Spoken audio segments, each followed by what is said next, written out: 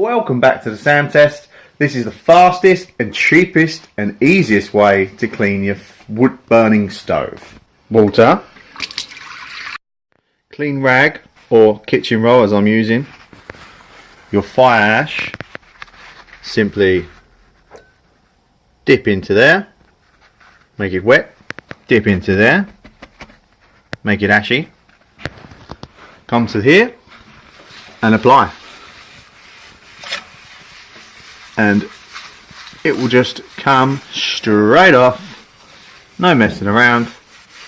And what I normally do is loosen it up with this, just keep putting that on and rubbing, and then when it's all black and goopy and it's all been freed off of the glass, get a clean one of these with some clean water, wipe it down, and you're all good to go.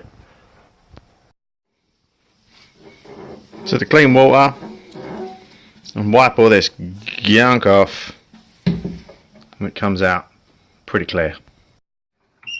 And just like that, you have a clean stove, and you should be able to watch your beautiful fire that you've made with a little bit more ease than normal. I hope that helps. Press the little button to say that you like it, or if you don't like it. Subscribe if you want to subscribe. If you don't, then don't. Thanks for watching, and ta-ta.